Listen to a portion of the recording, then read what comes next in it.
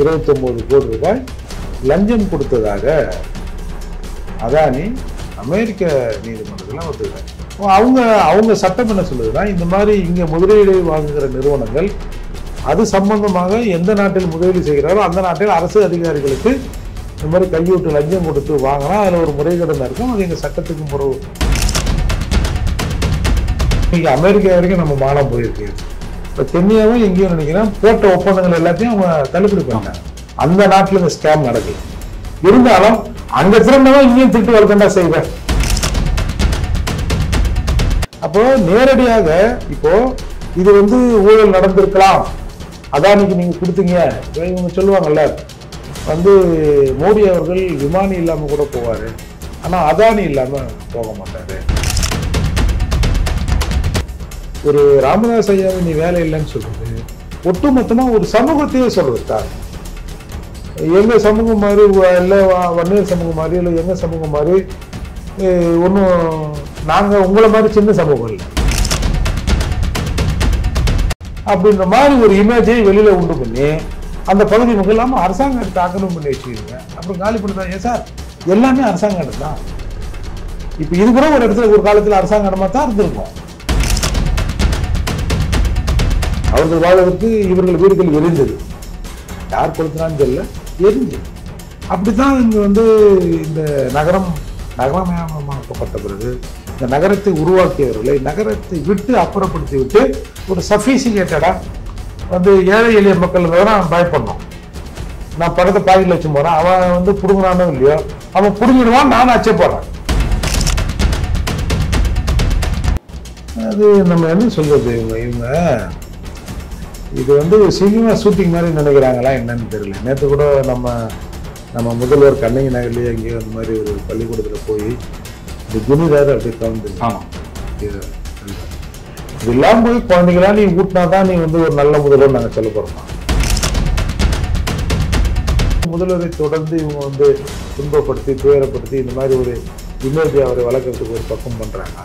இந்த மாதிரி உதயநிதி கூட்டமே குழந்தைங்களை கூட்டி வச்சு உதயண்ணான்னு சொல்ல வச்சு இது ஏதோ அவர்கள் சொந்த நிகழ்ச்சி பண்ண மாதிரி அரசு பள்ளி கூட ஹாப்பி பர்த்டே உதயண்ணா, ஹாப்பி பர்த்டே உதயண்ணா.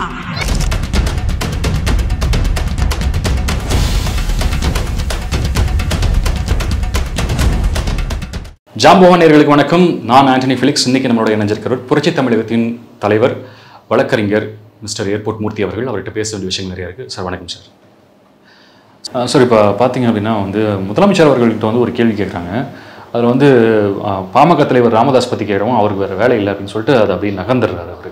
அந்த விஷயம் ரொம்ப பெருசாக பேசப்படுது. பாமக கட்சி ஆட்கள் எல்லாருமே அதை பற்றி முதலமைச்சர் கண்டிப்பாக மன்னிப்பு கேட்கணும் அப்படின்னு சொல்கிறாங்க. அதை பற்றி உங்களுடைய பார்வை சார்? அவங்களுக்கு இப்போ அந்த ஸ்கேமே ஒரு 2029 கோடி ரூபாய் லஞ்சம் கொடுத்ததாக அதானி அமெரிக்க நீதிமன்றத்தில் ஒத்துக்கிறார். அவங்க சட்டம் என்ன சொல்லுதுன்னா, இந்த மாதிரி இங்க முதலீடு வாங்குகிற நிறுவனங்கள் அது சம்பந்தமாக எந்த நாட்டில் முதலீடு செய்கிறாரோ அந்த நாட்டில் அரசு அதிகாரிகளுக்கு இந்த மாதிரி கையூட்டு லஞ்சம் கொடுத்து வாங்கினா அதில் ஒரு முறைகேடு இருக்கும். அது எங்க சட்டத்துக்கு முரணானதுன்னு அவங்க சொல்றாங்க. அதன் அடிப்படையில் இவங்களும் ஒத்துக்கிறாங்க. நம்ம தமிழ்நாட்டின் டிரான்ஜெட்கோ அதிகாரிகளுக்கும் பணம் கொடுத்தேன் அப்படின்னு சொல்றாங்க. அது இப்போ நம்ம முன்னாள் ஆந்திரா சிஎம்க்கு நேரடியாக இவ்வளோ பணம் கொடுத்தலாம் சொல்லிட்டாங்க. தமிழகத்தில் டிரான்ஜெட்கோ அதிகாரிகள் அப்படின்னு சொல்லியிருக்காங்க. இப்போ தமிழகத்தில் ஒரு 10-20 லட்ச ரூபாய்க்கு மேலே இருக்கிற கான்ட்ராக்டை கூட அதிகாரிகள் யாரும் முடிவு பண்ண முடியாது, அது ஒரு குறிப்பிட்ட குரூப்பு குடும்பம் தான் முடிவு பண்ணதுன்ற மாதிரி சொல்லிக்கிற போது இந்த மாதிரி நூற்றுக்கணக்கான கோடிகளை அதிகாரிகள் கை நீட்டி அதில் இன்வால்வ் ஆக மாட்டாங்க. அப்போ எங்கேயோ ஒரு பெரிய தவறு நடந்திருக்கு, அது விசாரணையில் தான் தெரிய வரணும். அப்படி இருக்கிற சூழ்நிலை இன்னைக்கு அமெரிக்கா வரைக்கும் நம்ம மானம் போயிருக்கு. இப்போ கென்யாவும் எங்கேயும் நினைக்கிறேன் போட்ட ஒப்பந்தங்கள் எல்லாத்தையும் அவங்க தள்ளுபடி பண்ணாங்க. அந்த நாட்டில் இந்த ஸ்கேம் நடக்கல. இருந்தாலும் அங்க திறந்தவன் இங்கேயும் திட்டு வளர்க்கண்டா செய்வேன் அப்படின்னு அவங்க அதை கேன்சல் பண்ணிட்டாங்க. இப்பேற்பட்ட நிலையில அப்போ இந்த ஒரு 3-4 ஆண்டுகளில் இந்த ஸ்கேம் நடைபெற்றதா சொல்லப்படுகிறது. அப்போ இதுல என்ன நடந்ததுன்னு அவர் சொல்றாரு. அவர் ராமதாஸ் ஐயா நீங்கள் வந்து என்ன ஒப்பந்தம் போட்டாங்க, என்ன பண்ணீங்க, ஏது பண்ணீங்கன்னு சொல்லுங்கள் அப்படின்னா, அவருக்கு வேலை இல்லை அப்படின்னா என்ன அர்த்தம்? எங்களுக்கு நிறைய வேலை இருக்குது, நிறைய எடுத்திருக்கோம், நிறைய அங்கங்கே எடுத்து வைக்கணும், போகணும், வரணுன்ற வேலை எனக்கு இருக்குதா தானே அர்த்தம் இது. அப்போது நேரடியாக இப்போது இது வந்து ஊழல் நடந்திருக்கலாம், அதானிக்கு நீங்கள் கொடுத்தீங்க. இப்போ இவங்க சொல்லுவாங்கல்ல, வந்து மோடி அவர்கள் விமானி இல்லாமல் கூட போவார், ஆனால் அதானி இல்லாமல் போக மாட்டார் அப்படிலாம் இவங்க கிண்டல் பண்ணுவாங்க.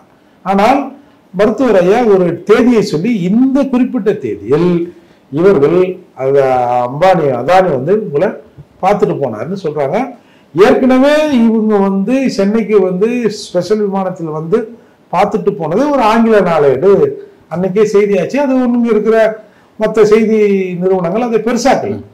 அப்போ இப்போ இது வெளியே வந்த உடனே என்னென்ன ஒப்பந்தங்கள் போட்டிருக்கோம், நாங்கள் இதில் கையெழுத்துலாம் வாங்கலை, கையூட்டு வாங்கி ஏதாவது யாராவது சொன்னால், இல்லை அதானி நாங்கள் கூப்பிட்டு விசாரிக்கிறோம், இல்லை வழக்கு போகிறோம், ஏதாவது ஒன்று சொன்னால் இது வந்து கடந்து போகக்கூடிய விஷயமா இருக்கும். சரி, விசாரணை நடைபெற்றும் சொல்லலாம். ஆனால் ஒட்டுமொத்தமாக அதற்கு பதில் சொல்லாமல் இவங்க இப்படி போடுறது ஒரு சந்தேகத்தை தான் ஏற்படுத்துது. அதோடு மட்டும் இல்லாமல் ஒரு மூத்த அரசியல் தலைவர் டாக்டர் ஐயா அவர்கள், உங்கள் அப்பா கூட அரசியல் பண்ணவர், இந்த சமூகத்தில் ஒரு மிக பெரிய சமூகங்களில் ஒன்றாக இருக்கிற வன்னிய சமூகத்தின் தலைவர் அவர். ஒரு ராமதாஸ் ஐயாவை நீ வேலை இல்லைன்னு சொல்றது ஒட்டுமொத்தமாக ஒரு சமூகத்தையே சொல்றது தான். எங்கள் சமூகம் மாதிரி இல்லை, வன்னியர் சமூகம் மாதிரி இல்லை, எங்கள் சமூகம் மாதிரி ஒன்றும் நாங்கள் உங்களை மாதிரி சின்ன சமூகம் இல்லை. இந்த நாட்டில் நிறைந்து இருக்கிற ஒரு பெரும் சமூகத்தின் தலைவரை இந்த மாதிரி சொல்றது அவரோட அரசியல் அறியாமை தான் காட்டுது, இல்லை அந்த இதெல்லாம் வெளியே வந்துச்சோன்ற பதட்டத்தை தான் காட்டுதுன்னு தான் நான் பார்க்குறேன். Okay sir. இப்போ அடுத்த விஷயம் பார்த்தீங்க அப்படின்னா வந்து உதயநிதி ஸ்டாலின் அவர்கள் வந்து அவருடைய பிறந்தநாளை வந்து கொண்டாடுற விதமாக ஒரு காணொளி பயங்கரமாக வைரலாக போயிட்டுருக்கு. சின்ன சின்ன குழந்தைகளை வச்சு உதயண்ணா பிறந்தநாள் வாழ்த்து சொல்கிற மாதிரி ஒரு காணொலி, அதை பற்றி உங்களுடைய பார்வை? அது நம்ம என்ன சொல்கிறது, இவங்க இது வந்து ஒரு சினிமா ஷூட்டிங் மாதிரி நினைக்கிறாங்களா என்னன்னு தெரியல. நேற்று கூட நம்ம முதல்வர் கண்ணகி நகர்லேயே எங்கேயோ அந்த மாதிரி ஒரு பள்ளிக்கூடத்தில் போய் இப்படி குனிறாரு, அப்படி கவுந்து கீழே சொல்கிறார். இப்படிலாம் போய் குழந்தைங்களாம் நீ ஊட்டினா தான் நீ வந்து ஒரு நல்ல முதல்வர் நாங்கள் சொல்ல போகிறோமா?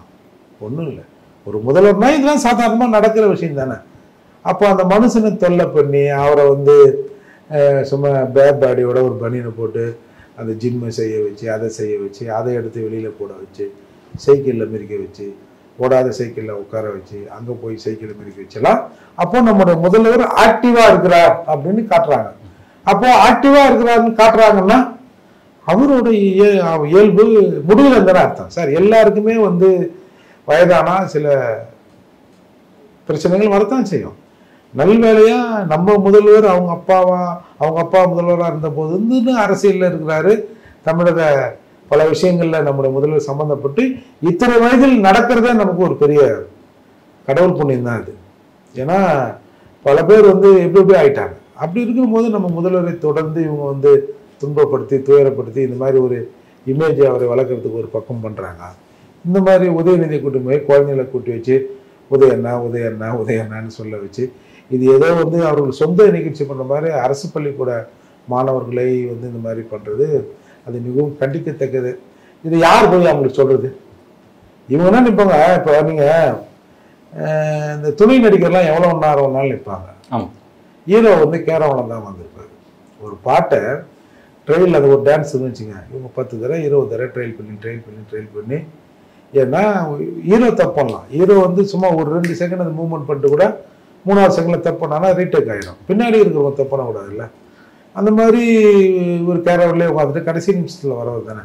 அப்போ அந்த குழந்தைங்களை அங்கே நிற்க வச்சு எவ்வளோ நேரம் அதை ப்ராக்டிஸ் பண்ண வச்சு அந்த வழியெலாம் இவங்களுக்கு தெரியறதுக்கு வாய்ப்பு இல்லை.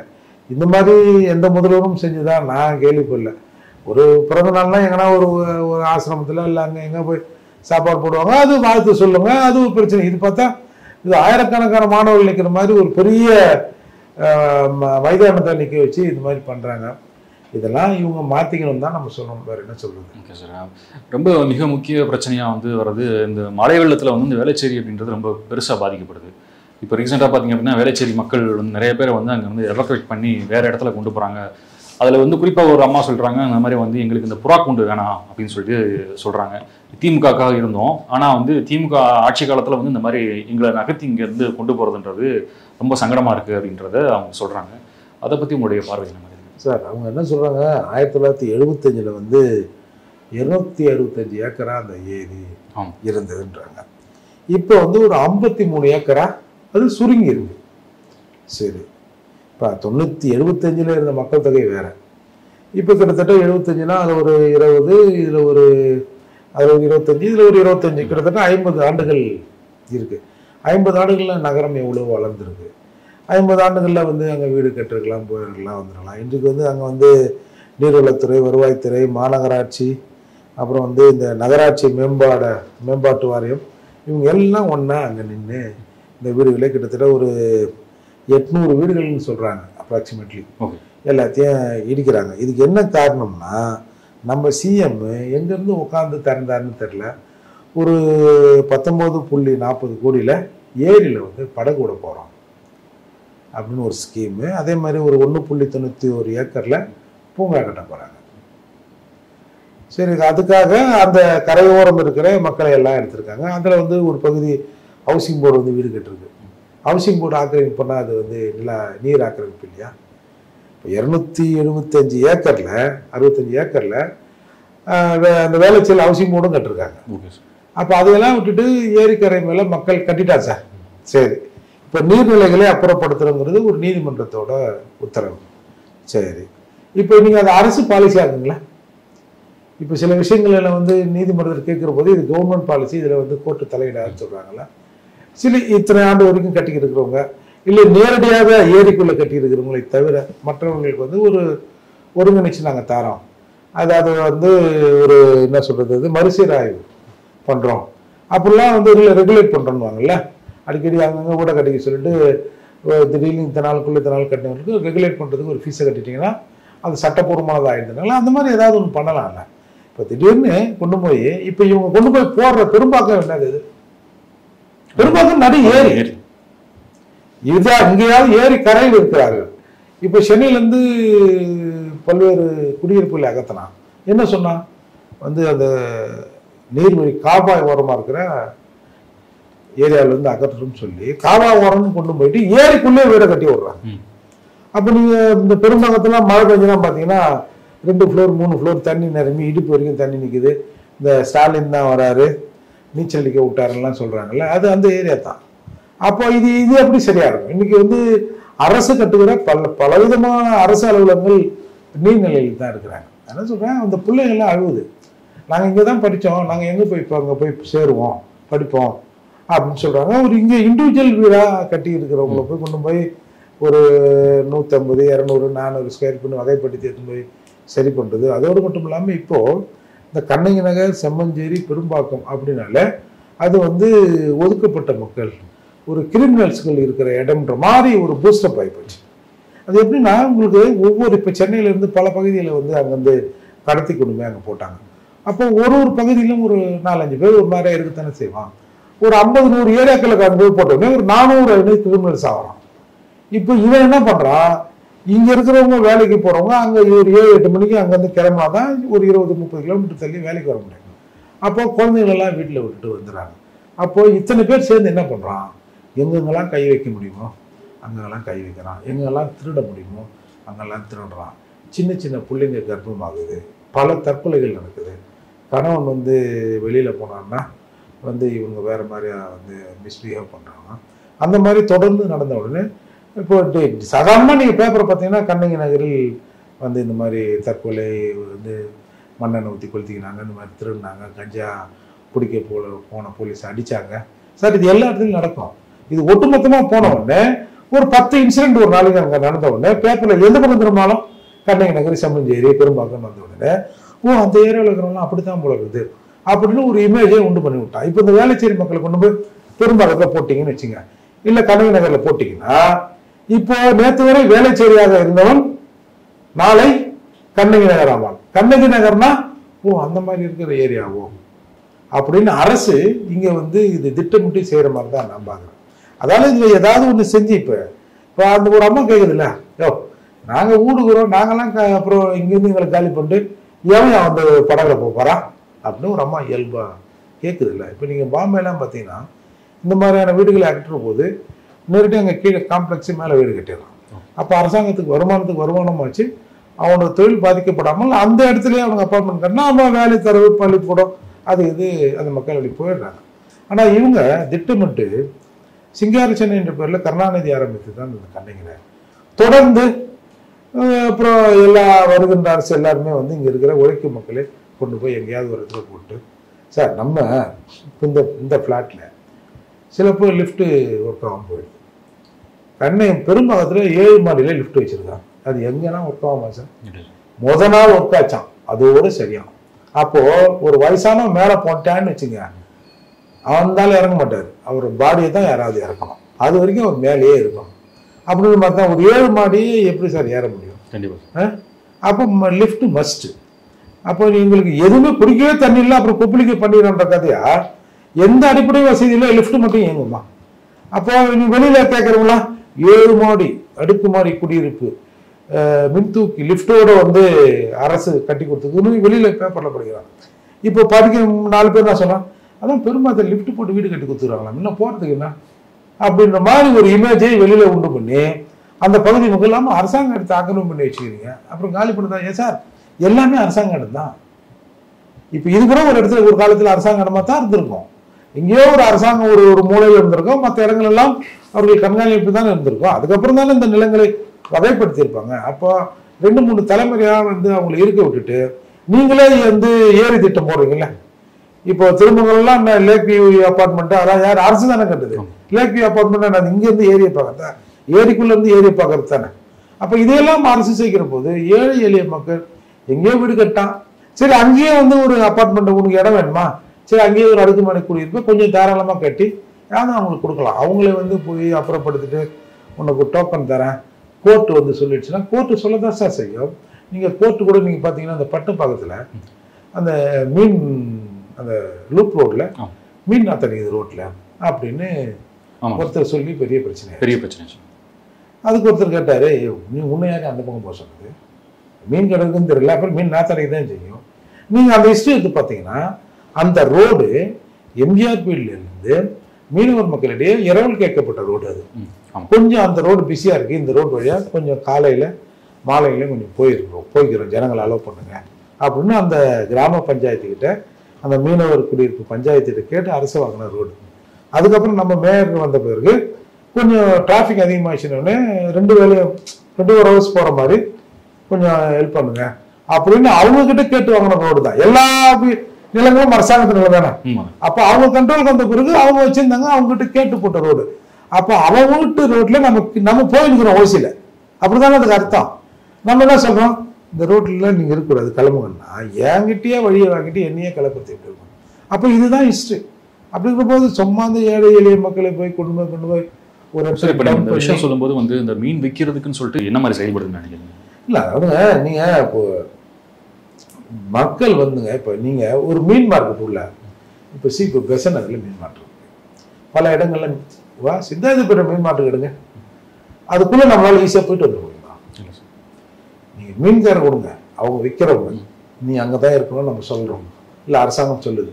வாங்க போறேன்னா அந்த மீன் மார்க்கெட் உள்ள போய் வந்துட்டு கார்ல ஏறிடுவேன்னா இல்லை என்னால் உள்ள போக முடியுமா அந்த நெருக்கத்துல அந்த தண்ணி இதுல? அப்போ நானும் கொஞ்சம் ஃப்ரீயாக வெளியே வித்தா வாங்கலாம் தான் நான் நினைப்பேன்.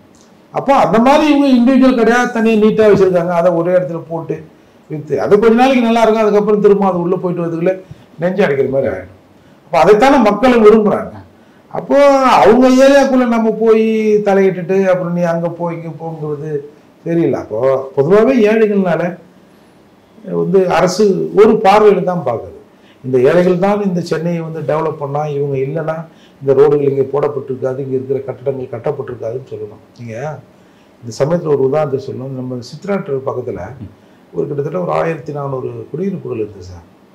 நீங்கள் இப்போ போய் பார்த்தீங்கன்னா இந்த கிருஷ்ணா அந்த பழைய சித்ரா தியேட்டர் இருந்தது, அந்த சித்ரா தியேட்டரில் ஒரு நிறுவனம் இயங்குது. அந்த நிறுவனமும் இந்த பக்கம் கேடி தியேட்டர் இருந்தது, பழைய கேடி தியேட்டர், அதில் ஒரு காம்ப்ளெக்ஸ் இருக்குது. இந்த 2 தான் சார் அந்த ஏரியாவை காலி பண்ணுவதற்கு காரணம். ஒரு ஐடி கம்பெனியும் இந்த காம்ப்ளெக்ஸும் தான். அப்போது ஒரு காம்ப்ளெக்ஸில் ஒரு 10 கடை வர்றதுக்கும் ஒரு ஐடி கம்பெனி பேரில் தனியார்கள் சம்பாதிப்பதற்கும் ஒரு 1000-1300 வீடுகளை வந்து அன்றைக்கு வந்து அவர்கள் வாழ்வதற்கு இவர்கள் வீடுகள் எரிந்தது. யார் கொளுத்தினான்னு சொல்ல, எரிஞ்சது. அப்படித்தான் இங்கே வந்து இந்த நகரமயமாக்கப்பட்ட பிறகு இந்த நகரத்தை உருவாக்கியவர்களை நகரத்தை விட்டு அப்புறப்படுத்தி விட்டு ஒரு சஃபிசிகேட்டடா வந்து ஏழை எளிய மக்களுக்கு நான் பயப்படணும். நான் பணத்தை பாக்கெட்ல வச்சு போறேன், அவன் வந்து புடுங்குறானோ இல்லையோ, அவன் புடுங்கிடுவான், நானும் அச்சப்படுறேன்.